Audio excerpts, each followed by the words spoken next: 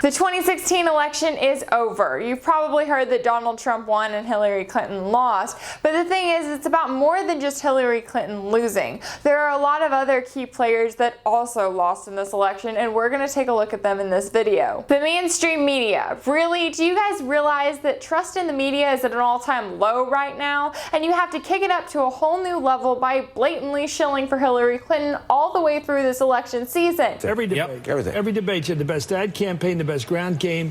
This is a shot against meritocracy, I think. You did it in the primary when it was Hillary versus Bernie, and then you did it in the general election when it was Hillary Clinton versus Donald Trump. Even up until the last night when votes were being decided on election night, mainstream media pundits were still calling the election for Hillary Clinton and trying to make it look like she was in the lead. And then the American public got to watch as the mainstream media pundits were completely shocked whenever Trump took out a landslide victory and won. I think decency lost last night, and that's what's so hurtful about this. Not just that Hillary Clinton lost, but our image of who we are as a people. Gary Johnson, Okay, wait, I'm gonna have to do you later in this video because that's how frustrated I am with your performance in this election. Saudi Arabia, Qatar, George Soros, literally every person, state, country, you name it, that has ever donated money to the Clintons, you were proved wrong in this election because it serves as a reminder that you can throw millions of dollars at a presidential candidate, but that can't make the American people like them, trust them, or want to vote for them. The Democratic National Committee. Okay, seriously, if you're going to rig your primary in favor of a candidate, at least do it for a candidate who is somewhat likable and who might have a chance at winning the general election.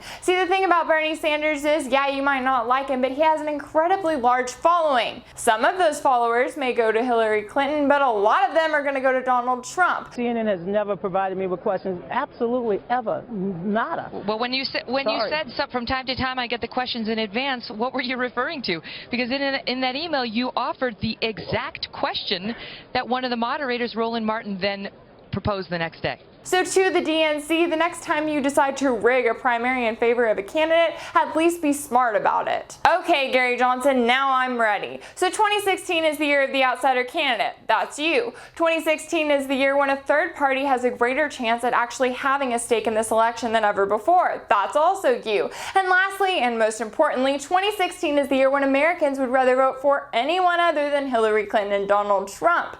That is also you. Are you not seeing a pattern here? And yet you went and screwed it all up, and you didn't even get 5% of the vote. Aleppo. And what is Aleppo? You're kidding. No. Aleppo is in Syria.